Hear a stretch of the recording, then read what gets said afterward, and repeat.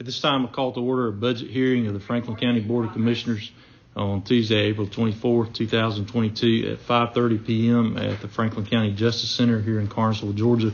We note for the record that we have a quorum consisting of all 5 commissioners present for this afternoon's hearing. So welcome everyone and thank you for joining us. The purpose of this afternoon's budget hearing is to present the proposed fiscal year 2023 budget for the county. This is the second budget hearing for fiscal year 2023, and as part of that hearing, we'll also receive public comments on the budget. So at this time, is there a motion to approve the budget hearing agenda as presented? I'll make the motion to approve the budget hearing agenda as presented. Okay, thank you. Commissioner Foster has made a motion to approve the budget hearing agenda as presented. Is there a second to the motion? I'll second, Mr. Chairman. Okay, thank you. Commissioner Wester has seconded the motion. Is there any discussion? Hearing none, all in favor of the motion to approve the budget hearing agenda as presented, signify by raising your right hand. All opposed, same sign. The motion will carry 4-0, and the budget hearing is approved. Agenda is approved as presented. So the next item on the agenda are the items for discussion, and it's the proposed budget for fiscal year 2023. So we're going to turn this over to Mr. Turner to present that. All right, thank you. All right, and we will let's go through budget hearing number 2 of 3. We'll have a few changes that will come in between number 2 and number 3, pretty immediate. So we'll just kind of go over the generics of what the budget contains right now. I'm not going to answer any questions that you may have. All right, so again, we'll talk about the 2023 projected revenues, expenditures, a little bit higher necessarily in both those categories for the projected 23 than we were for the current year and past year. We'll talk about the capital improvement plan just a little bit, personnel requests, and the COLA. Again, just as we're looking at what the budget kind of entails as we usually go into our fall retreat process, will be fall retreat for us, and then that leads into just sort of our planning stages where we kind of set our vision for what the county is going to do for the upcoming year. So this is just an important part of that process that we set that vision, go into that budget year in January, kind of knowing what the plan is, what we're going to do, and that kind of trickles down to the departments of exactly how we're going to operate and use that budget to operate. So kind of just looking at revenue expenditures, just kind of start off with our current year budget, FY22. You can see we're at just a shade under $23 million, with FY23 being projected at about $24.2 million. So we have just a slight increase in our revenues, a little bit of change than what we had over this current year, but not too far off. I think that's a pretty accurate depiction of where we're going to kind of fall within this year. Still will budget conservatively. We don't want to kind of get over our skis, if you will, whenever we're looking at those revenues until things are solid. Even if you know about new business, until that new business we know is going to be up and running and impactful to the tax base, then we wouldn't include that. All right, just kind of talking about real quick with got to talk about expenditures real quick. So sorry, revenues were at 23.1 with revenues for 23 being at 25, with the expenditures being 22.3 or 23, and then the projected year being at 24.2.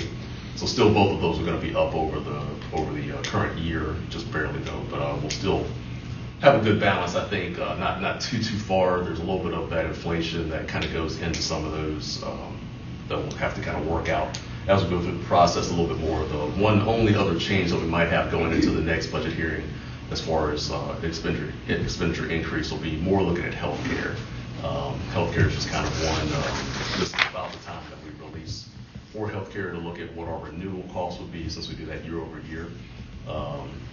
What to expect on it, kind of hard to say what the market's going to say about that. But we'll get some of those numbers back here maybe within about the next week. Last year we were at about 8% increase, so that's about where you probably want to be as far as increases are concerned. I think a little bit higher this year is probably what I would project, just based off of our claims. Our claims are usually decently high, so that always is going to push us into that realm to where our renewal numbers could be just a little bit higher than normal. Kind of talking about the CIP, the capital improvement plan is just something we'll always keep a 5-year working document. We'll go through with department's request what that is for the 5-year plan. Every year within the new budget, then they'll request that 6th year out. And then that following year, as that's adopted, that becomes part of the 5-year plan. So right now, our projected spending, there's a little bit of change that'll come to this, I think, just because we are finding that we are able to shift some of the outward years to this current year as we're doing pretty well on the budget this year. But at least for projected FY23, this second, we're talking about $1.4 million with those capital improvements. So just remember, capital improvements are going to be any dollar amount that's spent within certain items over $5,000. But especially as you're talking about for our very specific circumstances, you're talking about primarily equipment, buildings, things of that nature that we're talking about with our capital. So a lot of that is really going in that ballpark of building improvements and equipment improvements that we'll have. But anything that's over $5,000 within those couple of categories. But we will still kind of see if there's a way to shift that. And we'll do that every year around this time, that March, April time, to see where we stand as far as the budget is concerned, to see if there are any projects that we can move into the current year that kind of takes some of that outward year burden off. Personnel requests, just kind of what we talked about, and I know what you guys have talked about.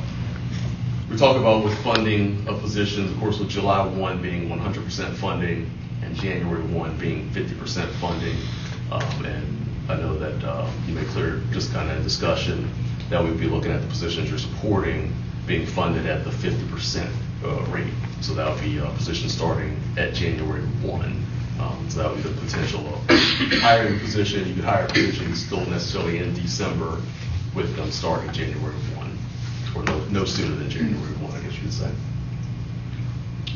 It's kind of within those personnel requests that we talked about, the ones that just by consensus the board is more identified is looking at funding a maintenance tech for the sheriff's office. I think that would be a lot of help for us as far as being able to just make sure we can have upkeep to our buildings. We really want to make sure that we are doing everything we can to fix everything within the jail as much as possible. We have done a lot of work in there within these last several months, but there's still a lot of continued work we need to do. Within the Department of the Marshal, looking at another code enforcement officer. That's just going to help us on coverage. Just with one person covering that kind of ground, you're just not going to see the kind of coverage that you really need for that. And then within the General Public Works Department, another road/public works employee, just to help with that. That's going to kind of help us with the combination of growth as we build that way. You can see the year 1 totals of that, what that position cost, and we talked about the millage rate that kind of applies to that. With those positions, you're talking about a 0.15, 0.16 with the millage that would take to cover those positions within that half year of funding. We do have the tax assessor's office that has come on. They came to me last Wednesday asking about a position that they would like to talk to you about. I just will kind of leave that decision in your hands of what you feel about that. But I did at least kind of try to generate some numbers that were still in the relative ballpark of what the other positions that we have had consensus to look like. So still even a half-year tax assessor's clerk, and what the millage funding would look like for that. So about a 0.02 would be that. But I did have a grid that's going to come up and talk about the position. So you guys want to look at. Thank you, Derek. Also brought Gary Farmer. He's the chairman of the board of assessors. He's really the boss. They hired the staff, and they're really responsible for the digest. I can sign it all day, and State of Georgia said that man right there has to sign it, the chairman. So that's to remind everybody how our office does work. We need a clerk. We needed somebody we've been talking about for about 2 or 3 years. We need somebody, another body in there. And there's a lot of things that the Department of Revenue is always bringing up something new recommendations. And now we used to have a 3-year review. Now they've started doing it twice a year, where they come in and review our office, make sure we're doing staying in compliance with what the state law requires. So they're always doing things on it. So it's demanding more from our appraisers. And actually, my appraisers, this is a big year for conservation use. I don't know if you're aware of conservation use, but we're probably one of the largest counties in the state that has more parcels than anybody. And we had appraisers having to handle the clerk duties this year, and it really put us behind. And actually, we need the clerk really even to before the end of this fiscal year, really to help us get caught back up with what we've been doing. And so that's kind of what we need. And we've downsized. And since I've taken over as the chief appraiser, we probably downsized more and added more duties to us. So we're kind of lacking and really need it now. We're to the point where we really have this a need. Y'all have any questions or anything about specifics? Commissioners. Actually, we want the clerk basically so can relieve my appraisers to do their job more than anything to help what's at the front office. And this figure that you gave, where's Derek at? Oh, okay. I'm sorry. I didn't even see. This figure, is this for the actual full year or is this a half year? This is for a half year, right? Okay, for each of those positions, That's right. the maintenance tech? Yeah, so just Okay. on any of those as far as total cost, which some of those you're gonna be talking about having a vehicle that's included with that, so your year two costs. Okay, so that's benefits and salary. Right, plus any things like vehicle, things of that nature. Okay. That are included in that, but not all of those are gonna have that. Like your clerk is not gonna have that. Your public works is not gonna have that. They're just gonna Right. be part of. But that number, that's a half year number. That's right. Okay. Commissioner Foster? You have any? Everything, no? Commissioner Franklin? Okay. All right. Thank you for talking to us about it. And that's something I need a decision necessarily on tonight or anything like that, but at least when we have the opportunity for Texas to explain that. But that'll still be, again, like we talked about with these, if the board chooses to by consensus, then we can then input that into the budget at whatever funding number you feel would be appropriate. So we need to give some input in the next week, maybe, or a few days. Yeah. If you Give some direction. Okay. Yeah, so that, like I said, I mean, as you're kind of talking about the 100%, 50%, could be 75%, I mean, whatever percent number you want that to be as it equates to the term of months. So I mean, we can give you whatever that lays out. You know, obviously, just with this being a 50%, then times 2 for that for 100% funding for a full year, and then we can break down whatever it is at 25%, 75%, any of those other numbers that you want to be able to see. Okay. Thank you. But the top 3 that you have are the ones that you have by consensus said that you did want to add into the budget. So we'll have those added into the budget, and we'll get that churned back out for you here in the next couple of days. The other thing that we talked about was COLA just a little bit. So just this is just update to the consumer price index. There's been a slight increase to it.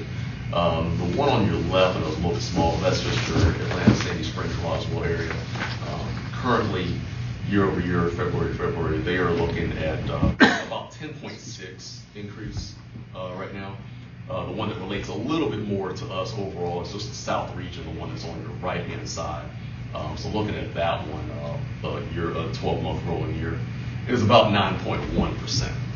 So that's up, I guess, in relation to when we reported this at the last budget hearing, that's up from about 8.4%. So what we talked about within the COLA was looking at 7%. It's kind of one of those situations that with it increasing pretty steadily, you have to sort of just pick a number. Because you're just going to constantly be going through and changing your budget if you don't just pick a number at a certain point in time and then budget what that number is. So what we said was 7%. So right now with the cost of living allowance that we're projected within the budget, and that is built into the budget currently, being at 7%, salaries benefits totals to about $532,000. But if you wanted to go higher, or whatever the case is, we can't always make those adjustments. It just is a matter of us rebalancing the budget. A quick question. Looks like this comes from U.S. Bureau of Labor Statistics. I read an article recently that the Atlanta area had, like, if not the highest, one of the highest COLA increases this past year due to inflation.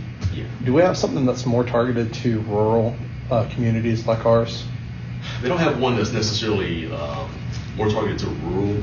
On that south region side, that gets a little bit closer to where that number really is. Mm-hmm. So if you kind of get into that left side number, probably even as of today, when you're talking about March, it's probably at about 11 and some change. So the right hand, the south number is a little bit more encompassing Broad. of everything. That would be more, I think that's a little bit more realistic to where we are. Okay. So I'd probably say, even if you don't take the 9 at face value for what the area would be, you're probably still talking about somewhere in that. I would think maybe 7.4 to about 8.6 kind of number, okay. based off of just where the trends are showing.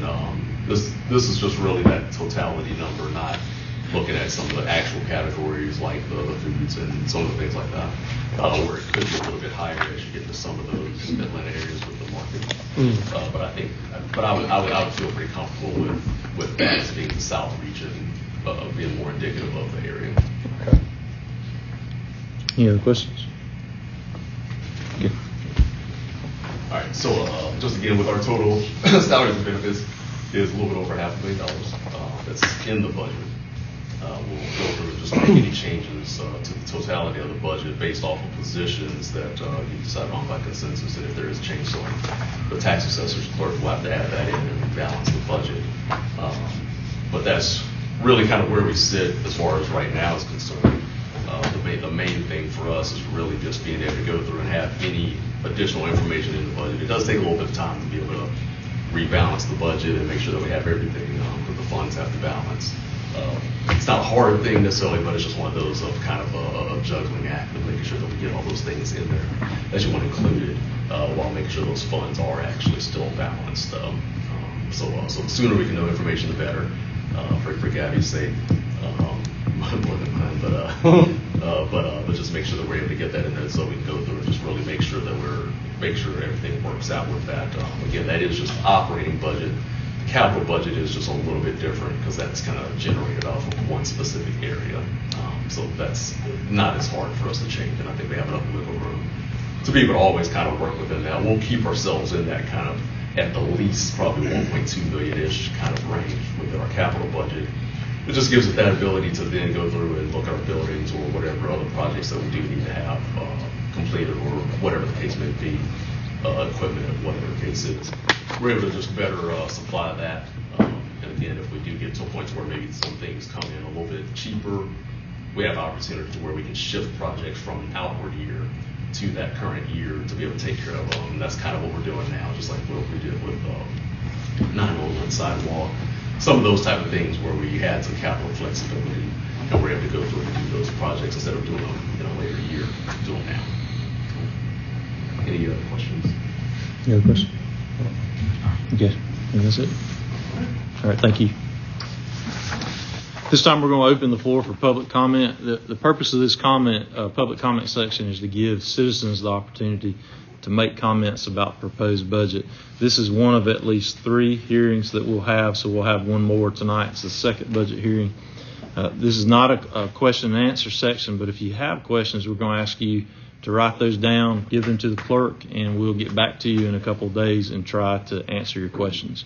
When you're called, we're going to ask you to come up to the podium. Start by giving your name and address. Each speaker will have up to 5 minutes to speak, and we'll have the time displayed so that you can pace your remarks. Each person can only speak once, and you cannot yield unused time to another person.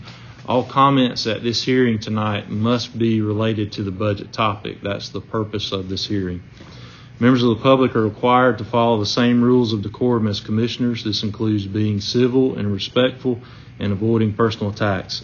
Members of the public may not interrupt while someone else is up speaking.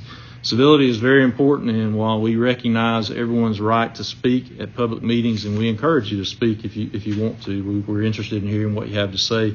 Public comment will not be used as a forum to disparage others or make derogatory or discriminatory remarks against individuals or groups. Such conduct is a disruption of the meeting, and any individual who does so will be asked to sit down or leave. So at this time, if anyone would like to come up and make a comment, if you'll raise your hand, we'll have come up one at a time. Anyone like to make a comment? Anyone? Okay, no takers. All right. Are there any announcements before we adjourn? Nope. Any announcements? No. Okay. Is there a motion to adjourn? I'll make that motion. Okay, thank you. Commissioner Swells has made the motion to adjourn. Is there a second? No, second. Thank you. Commissioner Foster seconded the motion. All in favor signify by raising your right hand. All opposed, same sign. The motion will carry 4-0, and we stand adjourned. Our work session will start at 6 o'clock, which is about 10 minutes from now. This time I call to order a work session of the Franklin County Board of Commissioners on Tuesday, April the 24th, 2022 at 6 o'clock p.m. at the Franklin County Justice Center here in Carnesville, Georgia. We note for the record that we have a quorum consisting of all 5 commissioners present for tonight's work session. So welcome everyone and thank you for joining us. This time we're going to have an invocation given by Commissioner Wester, and we just ask everyone to remain standing and join us in the pledge afterwards. So please stand. Heavenly Father, we thank you for this day, Lord. We thank you for the opportunity that you've given us to come together to handle the business of the county, Lord. Father, I just ask as we make these decisions, Lord, that you would just bless us with the wisdom and the knowledge that we need, Father, to make the right decisions for the people of this county, Lord. Lord, I just ask that you would just continue to look over us, continue to bless our county, Lord, and continue to show us brighter days ahead. In your name we pray. Amen. I pledge allegiance to the flag of the United States of America and to the republic for which it stands, one nation, under God, indivisible, with liberty and justice for all. Thank you. This time is there a motion to approve tonight's meeting agenda as presented? I'll make a motion to approve tonight's meeting agenda as presented. Okay. Thank you. Commissioner Wester's made the motion to approve the agenda as presented. Is there a second? I'll second. Okay. Thank you. Commissioner Franklin has seconded the motion. Is there any discussion? Hearing none, all in favor of the motion to approve the agenda as presented signify by raising your right hand. All opposed, same sign. The motion will carry 4-0, and tonight's agenda is approved as presented. Next item on the agenda is personnel report from our county managers. Mr. Turner, do you have anything for us? Yeah, just a couple new hires that we do have that are here with us. Miss Crystal Romando Luna here. That is working as our admin, and we have Miss Clement that is our planner, working in the planning department. I don't think I'm making that out tonight, Okay. But we have them with us this evening. Okay, thank you. Thank you, ladies, for joining us tonight. We're glad to have you on board, and we look forward to working with you guys. Thank you for coming. Anything else? No. Okay. The next item on the agenda is public comment. So during this portion of the meeting, any member of the public can speak on any topic of concern that they would like to address to the board, with the exception that no comments are permitted on pending planning and zoning items. This is a comment section only. If you have any questions, we're going to ask you to submit those in writing to our clerk at the end of the meeting, along with your contact information, and then someone will get in touch with you in the next few days. When you come up to the podium, please start by giving your name and address. In order to facilitate the meeting and give everyone an opportunity to speak, each person must limit their comments to 5 minutes or less. Each person may only speak once, and you may not yield unused time to another person. The clerk, Ms. Finger, will have a timer visible so that you can pace your remarks. Any materials that you present to the board will become part of the meeting record and will not be returned. Members of the public are required to follow the same rules of decorum as each of the commissioners. This means that you are civil and respectful and you avoid personal attacks. Civility is very important, and while we recognize everyone's right to speak at public meetings, and we encourage you to do so, public comment will not be used as a forum to disparage others or make derogatory or discriminatory remarks against other groups or individuals. Such conduct is a disruption of our meeting, and individuals that do so will be asked to either sit down or leave. We just ask that you help us to facilitate a fair and impartial meeting tonight, and be courteous to others. We'll give everyone sufficient time to express your concerns. Please respect the 5-minute time limit. This will be strictly enforced. So at this time, if you want to make a public comment, if you'll raise your hand, we'll recognize you one at a time. Anyone want to speak? We're glad to allow you to speak. Anyone? Okay. No public comment. The next item on the agenda is 6A, executive session. At this time, is there a motion to close the regular session and enter into executive session to discuss real estate? I'll move to close the regular session and enter into executive session to discuss real estate. Okay. Thank you. Commissioner Foster's made a motion to close the regular session and enter into executive session to discuss real estate. Is there a second? I'll second. All right, thank you. Commissioner Swells has seconded the motion. Is there any discussion? Hearing none, all in favor of the motion to close regular session and enter into executive session to discuss real estate, signify by raising your right hand. All opposed, same sign. Motion will carry 4-0, and we're going to close regular session and enter executive session. At this time, we're going to ask everyone to please leave the meeting room. You're welcome to wait in the lobby or outside. The meeting is not over, and as soon as this executive session is over, we'll come out and get you, and you can come back in. The IBA is going to join us tonight in executive session, so we're going to need this room rather than going to the back. So if you guys will step out, we'll come get you in just a few minutes. We appreciate it. Okay, at this time, is there a motion to close executive session and re-enter regular session, approve the minutes of the executive session, and authorize the chair to sign an affidavit that the board held executive session and only discuss real estate? I make a motion that we close the executive session and re-enter regular session, approve the minutes of the executive session, and authorize the chair to sign an affidavit that the board held an executive session and only discuss real estate, Mr. Chairman. Okay, thank you. Commissioner Wester's made the motion. Is there a second? I'll say it. Okay, thank you. Commissioner Foster seconded the motion. All in favor of the motion to close executive session, re-enter regular session, approve the minutes of the executive session, and authorize the chair to sign an affidavit that the board held an executive session and only discuss real estate, signify by raising your right hand. All opposed, same sign. Motion will carry 4-0. We are going to alter our agenda order just slightly. The members of fire departments are here, and they have an association meeting, so we're going to bump them up from 6D to right now, if that's okay with you guys. So Garen Hall is going to talk to us. Good evening. I appreciate y'all bumping us up. Like I said, we got association meeting at 5 area, and some of us, I think Bonnie's going to watch his granddaughter play baseball or softball here in a little bit. So, but the reason we're here, we represent the 7 rural departments of the county, and we represent 141 volunteer firefighters in Franklin County. So I'm just going to start here on this why we're here page, and we'll just kind of go through and kind of get the high points, because I can talk for hours, but I'm going to try to keep it kind of brief as I can. And all of you guys, it's in the packet that our clerk gave us. So have y'all found that? It's in that packet that It's in the middle. Yeah, it's probably in the middle to the back. Okay, I'm sorry. I just want to make sure they had something to look at.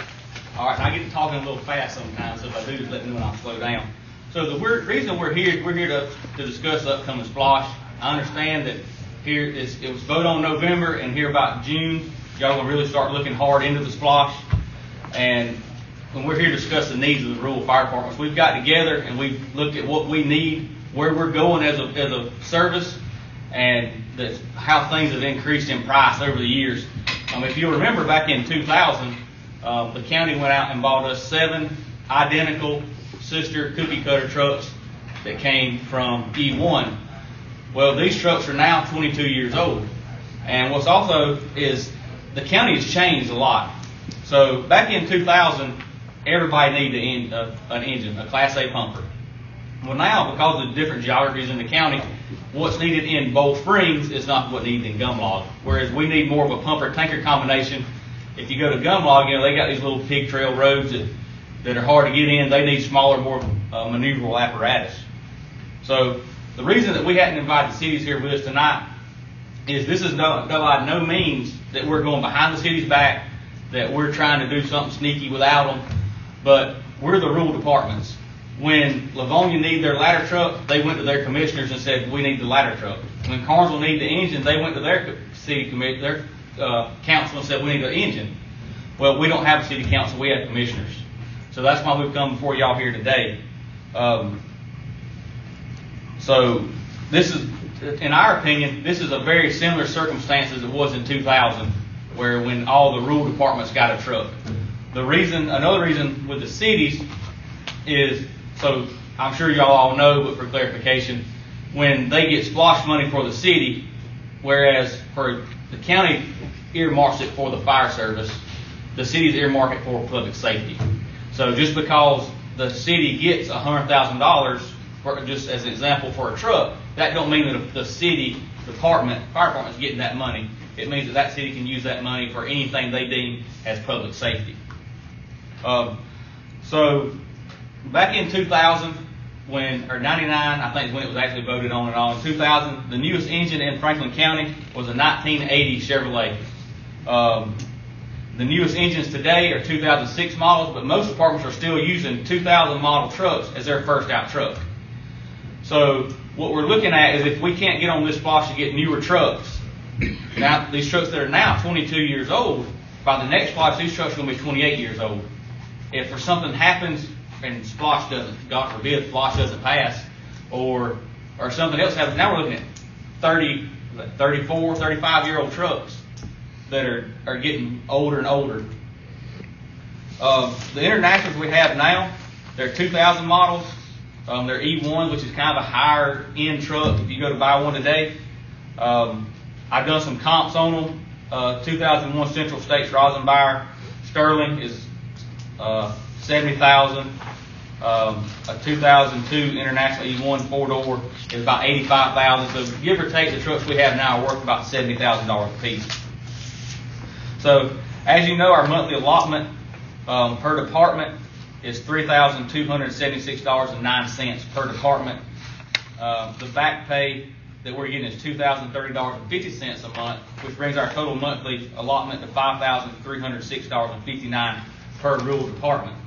Well, that back pay only lasts for 24 months, which makes Franklin County's yearly fire budget, what it costs the county for fire protection every year, $275,191. That money really doesn't go that far when you look at what all it takes us to insurance, fuel, maintenance, utilities.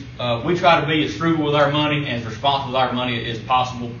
But a few years ago, I'm going to use Bold Springs for an example. We filled out an application for a grant. And in that grant, we had to do a year's budget, what it cost us to operate the last year. Well, we had to buy a couple sets of gear that year. We had a truck tear-up we had to work on. It cost us more money to operate that year than what we received from the county. So, the splosh we've been given so far, in 2000 we got the Internationals. They were about $130,000 a piece. That truck today is $300,000, and that truck there would be close to $400,000 today. In 2006 we got $200,000. In 2012 we got $200,000. In 2018 we got $175,000, because $25,000 was taken from each department for the 911 center updates. So, what is if we go back to $200,000, what does that buy you in a used fire truck? So $200,000 will buy you a 10-year-old truck. That's all you're going to get with $200,000. And that leaves no money to equip it. That's not any air packs, no hose, no nozzles, all this stuff that NFPA says has to be on a truck to be a Class A pumper. So if you knock that down to $150,000, that gives you a 15-year-old truck. And that leaves you a little money for hose and all that, but you've got a 15-year-old truck. By the time the next splosh comes up, now that's a 21-year-old truck. So we can't get away from these 20-year-old trucks. That's all we can get with what we're given. And then the trucks that we have that have been bought through splosh, they can't be sold private party. So they either have to sell, the county can advertise them to another municipality. They can be sold on Gov Deals, which basically if you sell anything on Gov Deals, you're going to get pennies on the dollar. Or you can trade it into a truck dealership such as Brindley Mountain, which a lot of truck departments in the county deal with.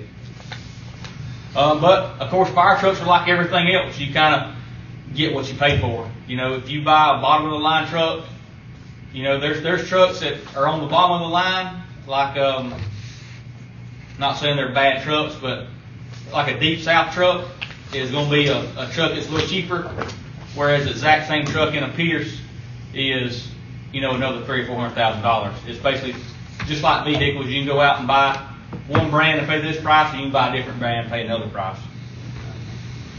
As a general rule, fire trucks typically increase 5 to 7% a year on average. But the last few years ain't been average. They've jumped 20% in the last year. Basically, I've actually talked to a few manufacturers, see where we're at. Most of them will tell you, I can't give you a price on a truck. They're giving departments prices on trucks and then coming back and saying, it costs more than we thought. It's going to cost you this much now to get your truck. or they're saying, I can give you a price quote, but I can't guarantee this is what it's going to be. The prices are jumping so quick at the moment. But we do expect that to stabilize in the next few months. But fire trucks are 20-year purchases. It's not like people go out and buy new, even big cities don't buy new fire trucks for these stations every year. They're all looking at a 20-year, trying to get 20 years out of these trucks. So right now, Franklin County has 141 volunteers in the rural fire service. That's registered volunteers, and they're required to maintain a minimum of 24 hours a year of training, but all departments offer about 96 hours, so that averages out to about 48 hours per firefighter. So Franklin County firefighters attain 6,768 hours of training per year on average. And I got lots of firemen in Bowl Springs. I just keep using my department because I know our numbers by heart. I got a lot of firemen getting over 100 hours of training per year, even going to other places and taking classes, other states even, and taking classes on their dime. So a lot of people think that Franklin County departments, we're not really that busy. They don't see us on the road all the time. We don't run a lot of medical calls, especially in our fire trucks. So how many calls do we actually run? In 2019, we ran 342 calls. In 2020, we ran 409 calls. And in 2021, we ran 456 calls. And if you look there, I got it broke down per department per year. So those 3 years, we've ran 1,207 calls. That's an increase of 67 calls between 19 and 20, and 47 calls between 20 and 21. So that averages out to 57 calls per year. If that holds true, in 5 years, we'll be running 741 calls per year. And by our percentages of structure fires, that's 133 structure fires are running a house, building, commercial structure fire about every 3 days in the county. And I think this year, I know what our call numbers are way up so far this year. We're a lot further ahead of what we normally are on calls at Bowl Springs. So grants are great. There's a lot of grants out there. There's a AFG grant from the federal government. There's fireworks grants. There's fire hazard sub grants, but they are super competitive. They're a lot of times specific. Sometimes we can't fill out grants for certain things because it's not something we need. It's for things that doesn't fit our area, don't fit our needs. We already have one, things of such nature. And although some of us have won grants, various departments have won grants, not everybody has got these grants. And they can't be relied on because they're so irregular and so unpredictable. You can't rely on grants for major purchases. This is one of the reasons why different departments have different needs, where one department may get a grant for air packs, another one hasn't got the grant. They need air packs where a different department needs gear. The drawback to grants is, let's say that we put in a grant and we win 20 sets of gear. All right? And initially that's like a major win. Well, we just won 20 sets of gear. That's $70-something thousand. But today, one set of gear is $3,938. All right. It would take, and the gear, according to NFPA, is only good for 10 years. It don't matter if you wear that set of gear one time or you wear it 1,000 times. Every 10 years, you have to replace the gear.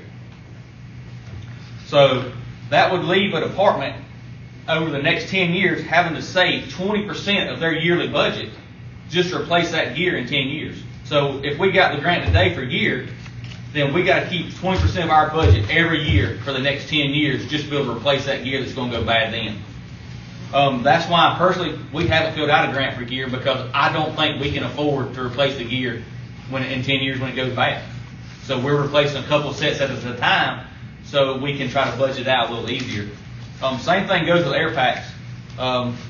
We got a grant for air packs. I know Sandy Cross has got a grant for air packs. I'm not sure who else. But air packs are good for 20 years. What we're going to do in 20 years, honestly, I don't know.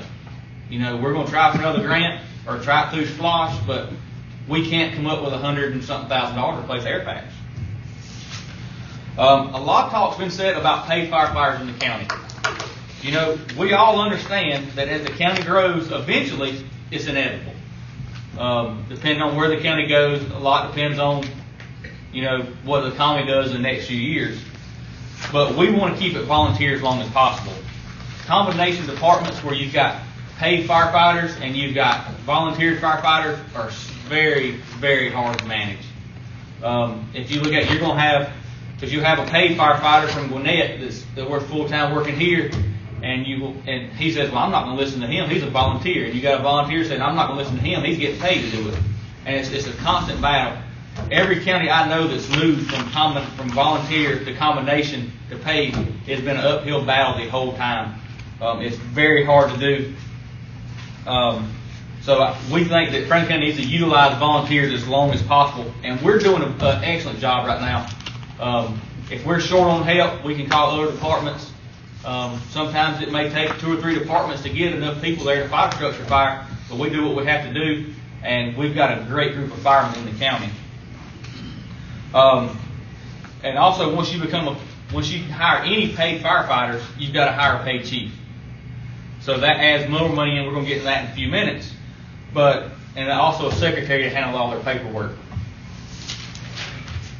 All right, so what is a paid fire service? What would it cost the county? How much is the volunteer department saving Franklin County today?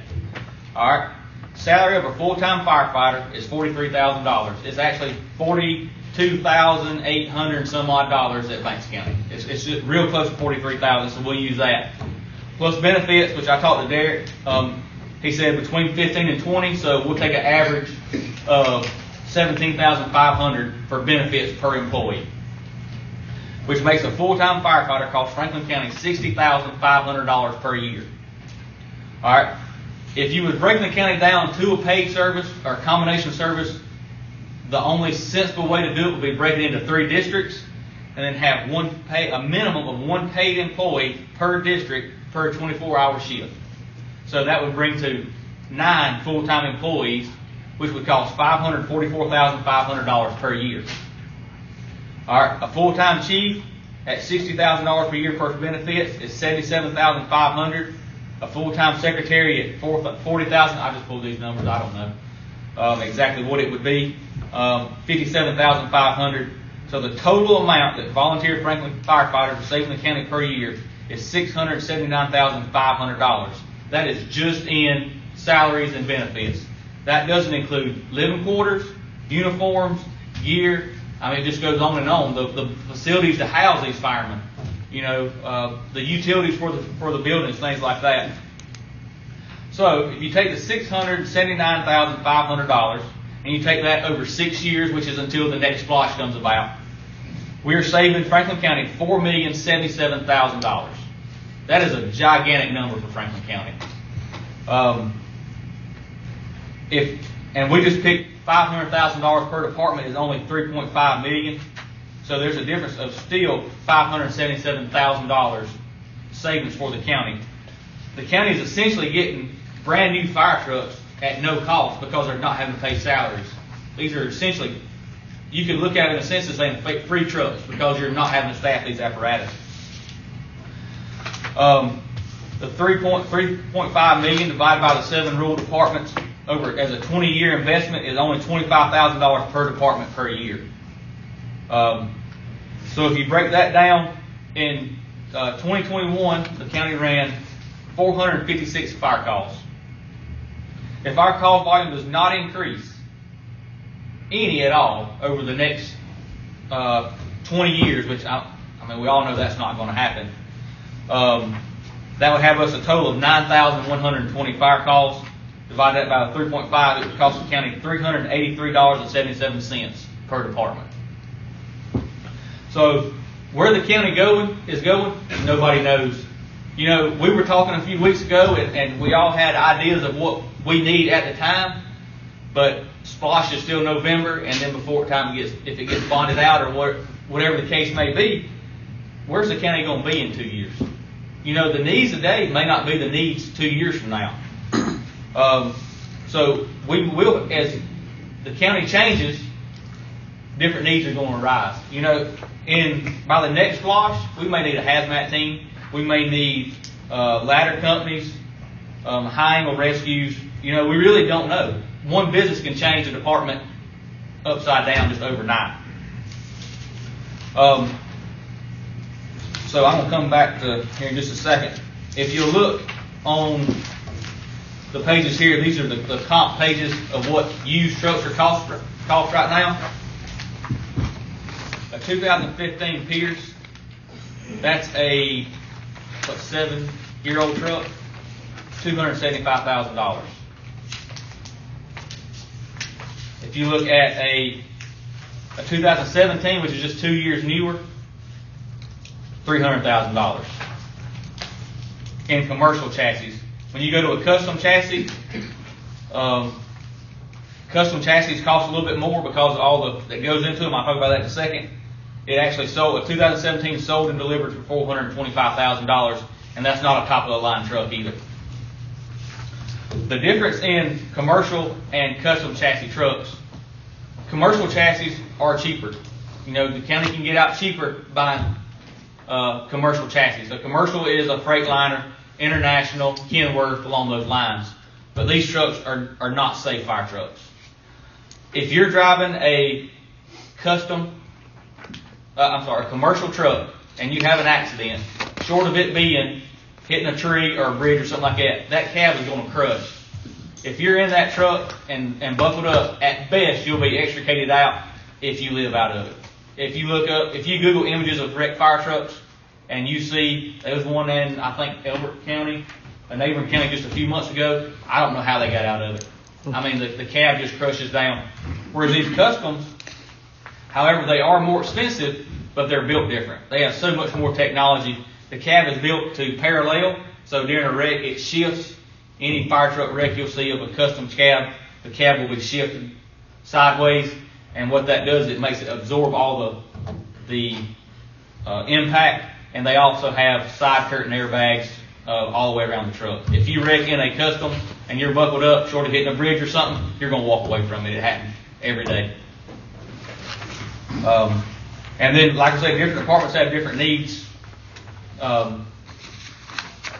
So some departments where they need, so some departments a custom would fit better, because when we go to the interstate, we need to put as many people in that truck as we can at a time. Personal vehicles on the interstate is very dangerous. A lot of departments, they actually even have meeting spaces where if we get a call, we meet, you go to this area, this place, at this truck stop, and we'll stop by and pick you up, trying to keep personal vehicles off the road. And the way to do that is to have larger cabs that you can put more people in. New trucks right now, if you go to the page, this page right here.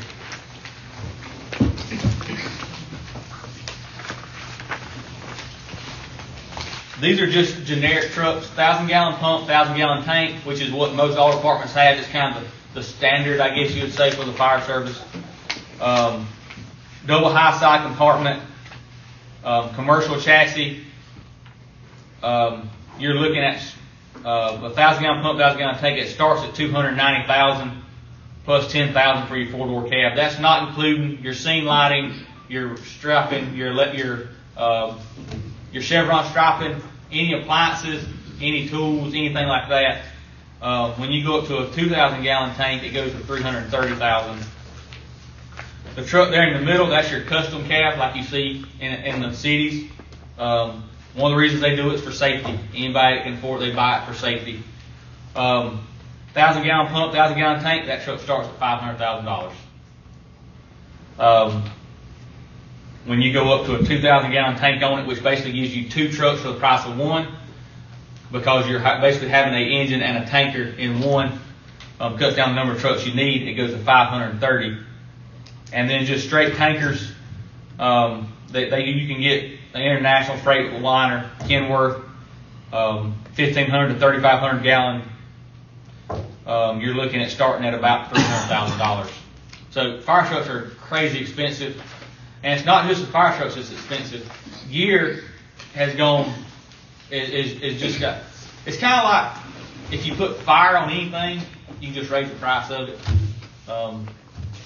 That's why we go, like we got a truck a while back, and like the axles and all, we went to Home Depot and bought them because they're less than half price. Anywhere we can, we buy generic stuff. It's the exact same thing. It just don't say fire on the side of it and save all we can on it. If you look at this sheet I handed you just a little bit ago, this is some prices that we've got. I would have got to you sooner, but I didn't get it. We couldn't get it till today. This is from NAFCO, which is a leading fire equipment seller. A lot of departments in the county do business with them. In 2010, you could buy a set of gear, which is pants, coat, gloves, Nomex, hood, for $700 per set in 2010.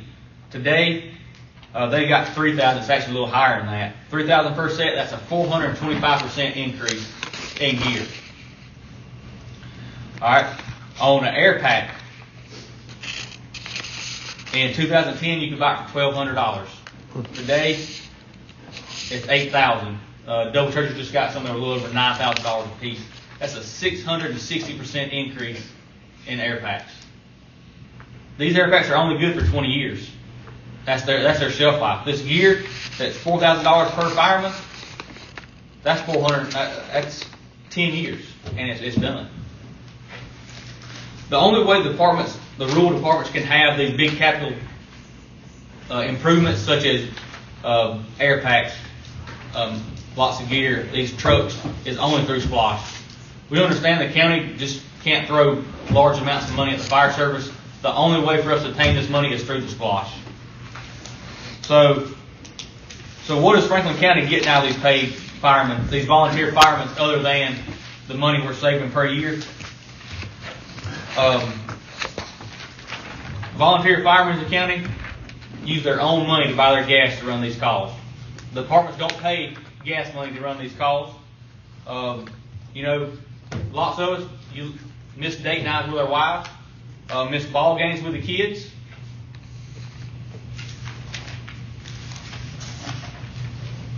I've left Christmas morning to go run a call. I guarantee you every one of them guys have too. Your kids open the presents, pager go off, we'll finish in a little bit, guys. Somebody needs it, right? Time off for training, it's all free. Work all day, get a call 11, 12 o'clock at night, stay out all night on that call, and come home just in time to take a shower and go back to work the next day. CPR, in the house, infants, children doing CPR, mom over there screaming. That's the stuff we deal with. We attend meetings. Some departments meet every week, some to meet every other week and meet for twice as long, just to maintain our skills. We're on duty 24/7, 365 at no cost to the county. And one more thing, I'm sure all these guys up here have heard it. Somebody will ask you, they'll say, and Eddie, you might have heard it. They'll say, what's the worst thing you've ever seen? Well, you know what they're really asking? What is it that you don't want to think about when you lay down at night? We see rough stuff on that interstate. We handle bad stuff. And we knew when we went to school that was part of the job. But a lot of the stuff hangs with you. We're doing this for free, and we're dealing with stuff that, honestly, people shouldn't have to deal with. And we think what we're here to ask tonight is we need more money from this SPLOST. $200,000. It was great in 2006, but you see what everything's going up. It's a fraction of what we were getting then because of the way the price of everything's gone up. So we just need more help. We try to be the best stewards we can with our money. We, like I said, we buy stuff other places to save money. We do fundraisers to try to make more money. But fire service is expensive. It's expensive to operate. So what we would like is I know y'all really start about June, start talking heavy about it. But we like for a couple of commissioners to be, on a committee or whatever to kind of be the go-between between the fire service and the other commissioners, and see if we can work out something where we can get a little bit more to help us better serve the citizens. I got a kid that's a junior firefighter. Eddie does too. He talks about it all the time, and I want him to have good good equipment. You know, I don't want to have him go behind a truck that may run, it may not. You know, we got to supply these volunteers with good equipment. We owe it to them, just like we owe it to their families. We owe it to their wife and their kids for them to come home after that call. Is there a way that fire departments that are maybe geographically close together could share a fire truck? No. I mean, that's not practical, not It's not doable. practical. Okay.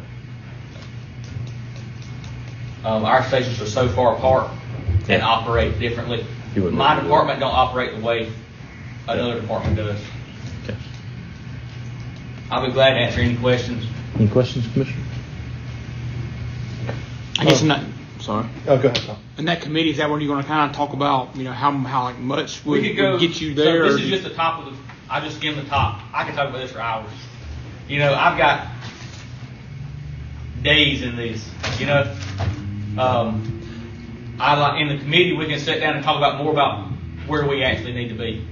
We'll do that. We'll set that up as we get close to that time, and I'm not sure exactly when it would be, but we have at least 2 firemen on here. It'd probably be good for that. That can act as a go-between because they know more about it. That'd be great. You know, like I say, we do the best we can with what we have. You know, but all right. So if you takes I figured it up a while ago. For each fireman on the call and gear is $12,000. 3 firemen in full. If I buy full gear for 3 firemen, air pack and all, that's my whole county allotment for the whole year. There's no money left for anything. Yeah. Well, we appreciate you coming and sharing that because we need this kind of information. But I think, like you said, when we get closer to it, maybe the two. We just want to kind of, I guess, put a bug in your ear, let you know that you know we need some more help, and just go ahead and let you know that once it gets closer to time, that we'd like to sit down with a couple of you and go more in depth of what our needs really are. Okay. All right. Do you have other questions, Commissioners? Okay. All right. We Thank y'all. we appreciate you coming, and we appreciate what the volunteer y'all. firemen do. We couldn't survive without the stuff you do.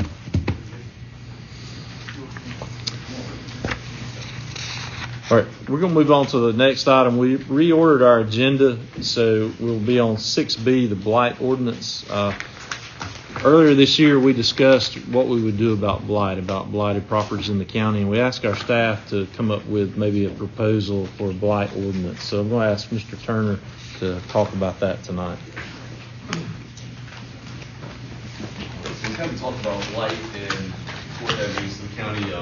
So you have within your pack just a blight ordinance and what that kind of looks like for us with a lot of definitions that pertain to kind of what blight is, what that would mean for us. I guess kind of as we've had discussions about it and the nutshell of it, I won't really go entirely to the ordinance, but essentially, you know, with blight, looking at blighted properties that are not primary residences, that are sort of getting to that point of being uninhabitable, I guess you could generically say to that, was really looking at the county having a plan towards how can we either better those properties, how can we do away with those properties, I guess, if you will, and what the plan towards that would be.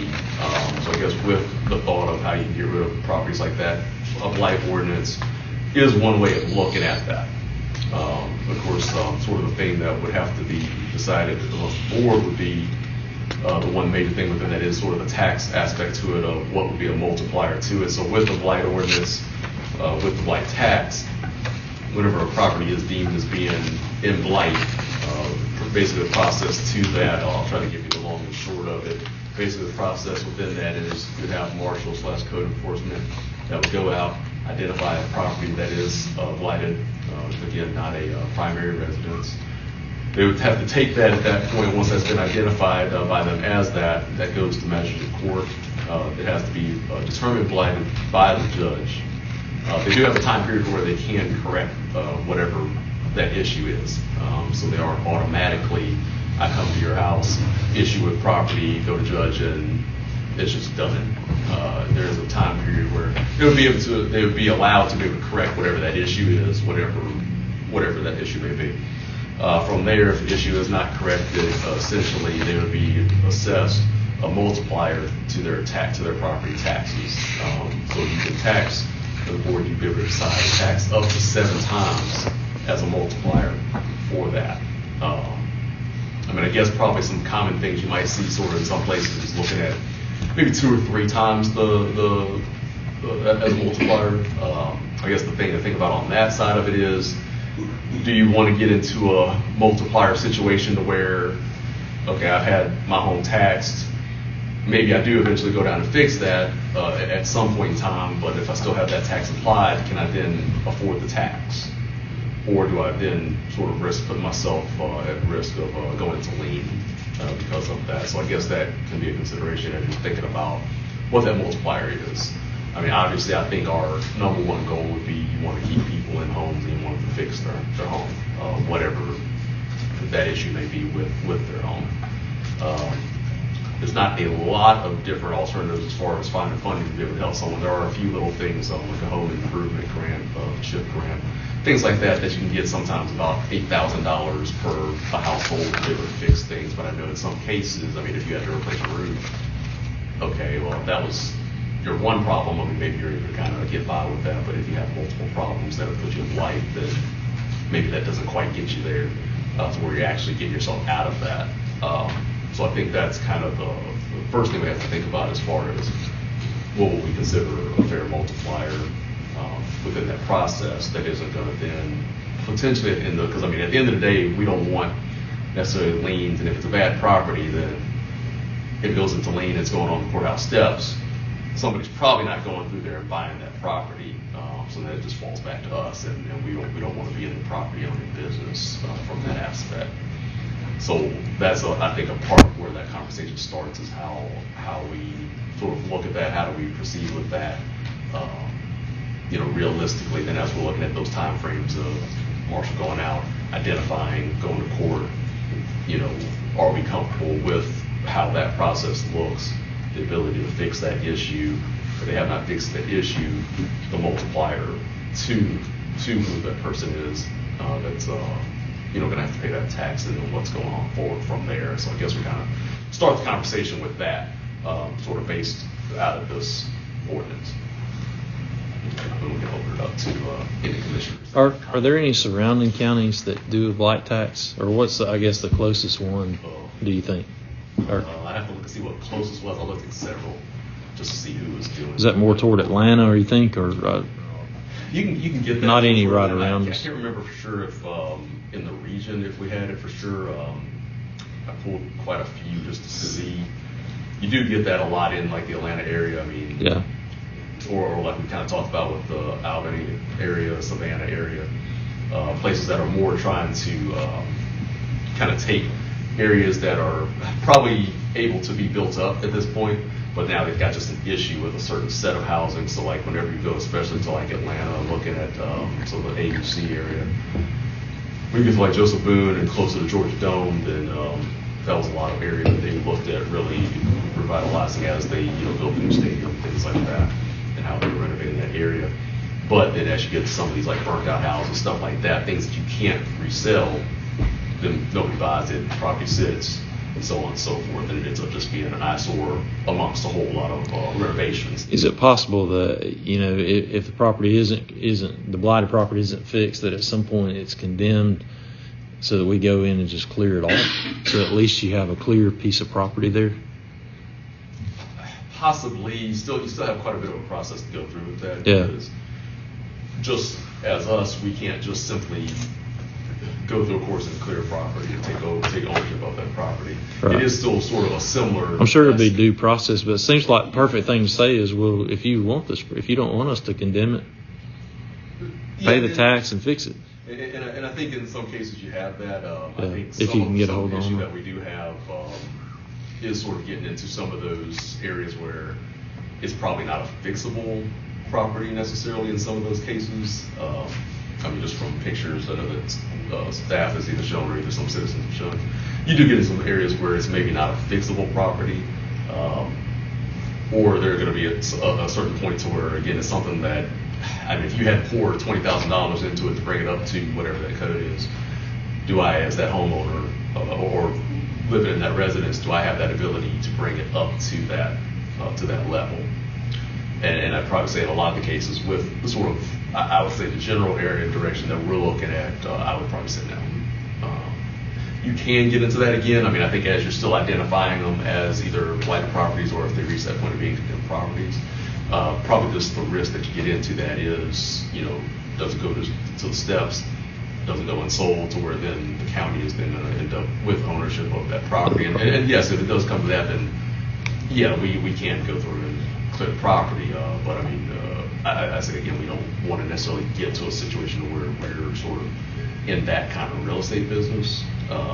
Just because I know with some of the tracks and areas that we're sort of thinking about, some of them maybe aren't the most attractive to where we could just easily say we're going to clear this and we're able to then resell it easily.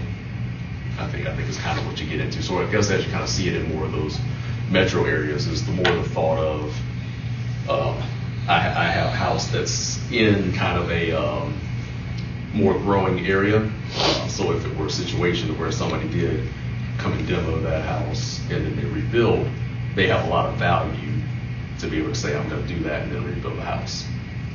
It is, I think, kind of a little bit of the niche difference that gets into sort of rural versus when you talk about the areas that are more metro that do have blight. It can still be a good tool because you do still want to encourage everybody to fix their area, of course. And you don't want people to just be okay with saying that they're going to have whatever within their area and not be a kind of a standard when you're going through whatever that neighborhood is. But I think it'll just be something that you guys have to consider as far as the overall on how that looks for the overall county and what sort of the backside repercussions of that could be. It doesn't mean that that's necessarily what's going to happen in all cases. I'm not by any means saying we're going to go and take 30 homes to court and they're all going to be blighted and then we're going to end up with 30 liens. It doesn't necessarily mean that. But we just do have to think about what some of those maybe more worst case scenarios are as far as the back end of what blight does mean. I think it was good in cleaning up a lot of Savannah. I think Albany's still working on that, but again, like in Savannah where you have that, you're talking about houses that were getting closer to the downtown where they're revitalizing. So I could technically, if I have the money to be able to take that house, tear it down and rebuild, maybe I'm paying $25,000 to $50,000 for a house that I'm going to then rebuild and sell for $400,000 type of situation. We wouldn't necessarily be in that. We would probably be more towards the thought of maybe we're demo and that's just now available land kind of situation. There's just some of those differences is all I'm trying to point out. Commissioners, do you have questions? Where are we at on this? If we want to move forward or don't want to move forward, where are we? We do our own ordinance or? I guess that's kind of more on you guys. Is this something maybe we could ask GMRC to help to see if anybody in our region has one and maybe have something that in one of the more rural counties to see exactly what they're doing?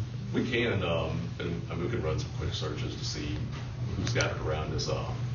I still have some of the call for shooting. We all kind of had it just going through all the lists of all of them. Well, looking at this, what do you need from us? I mean, more than just that multiplier. This is really a matter of do you want to proceed with something of this nature, and then if there's anything maybe concern-wise that we can more address. I have a question process. Yeah. For our marshal. Say you come up on 10 blighted properties that qualify according to the definitions here. What is the typical situation? Like, what is it that you're running into majority of those 10 times?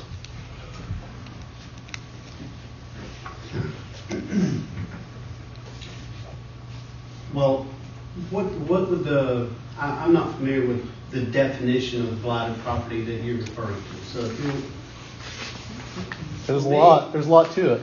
There's 30 different things to consider or more. Well, you could go off of your definition of what you would call a blighted property. In my mind, a blighted property is a property that's so dilapidated that it's not recoverable. So when that happens, I will send the homeowner a letter stating the condition of the property and that they need to bring this property up to code. Can I ask a quick, because I'm going to forget if you keep going and I don't ask. All right, let's say that that's the situation. Of that, how many people are actually living in that property versus people that have just abandoned them? 0. Okay. So 0%, according to you, what you've seen, are actually living there. That would be the worry to me, is what you brought up, is are we kicking people out of their domicile because they can't afford? You mean like the owner doesn't live there, or nobody's living in the Nobody lives of in record? these properties. Okay. They're uninhabitable. Other than homeless, or there's properties where they're, using them for drugs, Right. I didn't mean to interrupt. That was one of the points I wanted to ask, though. So that's kind of what you're seeing, though, is just unable to be rehabilitated property? Yes. As I drove through just Brittany Harbor South, I counted 27 properties that would fall under this definition. And that's just in that little community alone. This is pretty, even though this is kind of short, it's still pretty detailed, and there's a lot to the definitions. So I think maybe the next step, we all need to read over this and digest it and come up with questions or concerns to forward to Derek. And Derek, in the meantime, maybe do some research about in our district what's happening, and then we can decide. If you take input from everybody, how can we reshape this to more fit what everybody's concerns, I guess. And a lot of them, like we get to so the vacant ones can kind of be under the classification of public nuisance, because it could be used for drug activity, other illegal activities. Mm-hmm.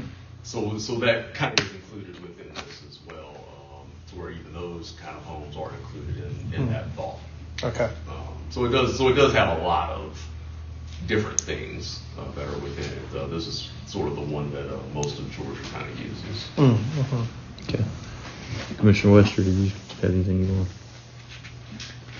No, I'm still, I like your idea. I need to read it some more and digest it some more. I've got some things going on in my mind, but. Well, let's, our next meeting's coming up too soon, but maybe by the May work session, we can give Derek some feedback and what things we like about this, what we, might have concerns about, and things we want to add to it. And then you can maybe amend this and, or change it to reflect that, and then we can keep going from there. Yeah, that's all we'll need. That's all I really kind of need from the board at this point. We also have some steps to process to be able to actually enact, but really just the thought of kind of how do you see this working? So kind of thinking about what the end result is, kind of based off of what you know. I don't know if you want to touch base with the marshal and ride along, or you can probably supply some pictures or details to. He can give us some input too, in the same email thread, kind of as to what he thinks should be changed about this, added or taken away. Kind of knowing sort of what he's seeing, if you see some of those things, that'll probably give you a good idea, maybe how that then sort of wraps your head around how that works and what that means for the county overall. So maybe we can probably share a few cases in that kind of way, just that'll kind of, I think, give you a little bit of a picture of it, because it can be hard with it's kind of something this detailed to say, okay, well, this is exactly what it is if it's kind of new conceptually. But, like I said, I know some other areas have had pictures in the past, but we actually have that. And it's not necessarily something we have to go to, but just reading through that and also kind of seeing some of that detail to the cases might sort of give you a really good picture and sort of generate what sort of questions and thoughts you may have, how to handle some of those individual circumstances. I think it might be something good. Okay. All right. So before the next work session in May, let's try to give him some feedback. But we need to take some time and really look at this and pay attention to the definitions too. Yeah. All right. Cool. Thank you. All right. The next item on the agenda is 6C, the Airport Authority. We had a special joint call meeting on March the 25th, 2021, with Hart County, with the Hart County Board of Commissioners. And at that time, and this was last year, that was 2021, at that time we commissioned a forensic audit of the Franklin Hart Airport Authority for a 7-year period that covered fiscal years 2012 through 2018. And at that time, a bid for this audit was awarded to the auditing firm Carr, Riggs, and Ingram, and I believe they're from Florida, so it wasn't a local group. Franklin and Hart County have received a draft audit report from the auditors, and after careful review and by consensus, Franklin County and Hart County will jointly refer this draft report to the Georgia Bureau of Investigation for further review and evaluation. As this matter is being referred to law enforcement, we will not release the draft report or comment publicly on its contents until the GBI has acted on the referral and given us some feedback. We've waited a long time on the resolution of some of the questions that have been raised about the airport authority. As fiduciaries on behalf of the public, it's the duty of the Board of Commissioners to ensure that public funds are accounted for and used appropriately. So by referring this matter to the GBI, we're exhausting every avenue to ensure that the public's interests are protected and that a full and complete accounting of this matter will be provided for everyone. So with that, we'll move on to item 7, manager's report. The next item on the agenda, so Mr. Turner, if you want to come back up. All right, so kind of main thing we have under manager's report is just kind of talk about the financials, which you should have a copy of. I'll just kind of go through a couple of the highlights of it, and if there's any detailed questions that you may have, and I can answer those detailed questions. But just sort of as you're looking at the thought of our revenues, that first and second page that you have is just our actual revenues. So we're actually on great pace right now. If you look at the second page where it says the Franklin County General Fund revenue total, we are currently above projection right now, so about 4% over projections, so 104%, which is good for being at our pace. Like I said, we did budget conservatively. Of course, we're getting a late start last year to the budget process. We didn't start the budget process until just a couple weeks earlier than this time frame right now, so really a lot more ahead of the game this year to be able to have analysis. But we're general fund 104% revenues. Our revenues total, you do see all the other major funds listed within that second page. But just as far as major revenues total, we are at 97%. This is through March, so these are financial numbers through March, because we're always going to be a period behind. So we're at 97%. We won't see a lot of huge growth going beyond that, but since with taxes being our primary collection, and those haven't been collected, that's where you are as far as revenue is concerned. As you get to the third and fourth page, then that's where you're talking about your expenditures, and those are just listed by departmental totals. Nothing I think of real major concern within any of these, and this is kind of where when you get to that point of the year, at the end of March, that's kind of your 75% completion of the year. That's what gives us the opportunity to really look at overall budgets and see where we have areas where we can sort of shift any needs for next year. That just alleviates then next year's budget. So kind of as you're looking at that, I think we're on a pretty good pace with most every area. And that's why we've been looking at some of the projects or other operational items that we can go ahead and get, even simple things as like a scanner that we're going to be able to get for departments. Just things that we know we can go ahead and supply within this year that takes the burden off of looking at doing that for next year, just in the event that we are a little bit more strained. But as you kind of look to that last page, then general fund expenditure-wise, we're at about 82%, 82.5%, which is a comfortable number for me. Like I said, we're at 75% mark through these numbers, so being just a little bit over that is not of any concern to me. As you look at the expenditures total, our total expenditures for everybody is at about 72%. So still under what that actually is, I think, in total. So we'll still kind of see a little bit of a jump as we go into the next couple of periods, because again, we are going to look at how we can go ahead and get some of those capital items and some of those big items into this year, and then we can take them off the next year, or you can kind of shift things around to where you can move projects ahead if they're 2 years out, moving to where they're next year out, or whatever the case may be. So this just gives us a little bit more flexibility as we're going forward to be able to see exactly where we stand. We'll know a little bit better sort of how we finish the year as we get into the April financials. So by the time we get to the work session next month, we can probably almost project exactly where we land for the finish of the year. We'll still kind of narrow that number, narrow that gap just a little bit, because we do want to try to shift as many projects in Only issue with shifting projects in is that we do have to have a completion of those projects in June. So as we look at that, we'll still look at any equipment purchases, anything like that we can for sure get into June. There are ways you can, yes, still maybe get it in the next year, and accrual method still charge back the year. We're trying not to make our financials that sophisticated at this particular moment, just to make it easy. Maybe as we get into some future years, that might be something that we more look at, but just for the sake of keeping it simple, really, we can do that and just try to get as many of projects that are going to be shifted into June as humanly possible. But we have been able to, like I said, be able to accomplish several things, and we still have a lot of things on the docket that are coming. Okay. Questions, commissioners? Anyone? Okay. Yeah, that's all right. All right. The next agenda item are announcements. Do you have anything for us? Just that we will have our third budget hearing pending any major changes. We can wait and do that at the next work session, and then we'll have approval of budget then at the regular meeting in June. We should be pretty settled, I think, with the budget as far as any decisions. So as we get that last little bit of consensus item and get everything balanced, then we'll have that final budget hearing at the next work session. And barring any changes, then the plan would be that we would approve the overall budget at the regular meeting in June. That would give us enough time to where we have everything that needs to be done financially before the start of the fiscal year. All right. I've got a couple of announcements. The National Day of Prayer is an annual day of observance that's held on the first Thursday of May, and this is designated by the United States Congress, and people are asked to turn to God in prayer and meditation.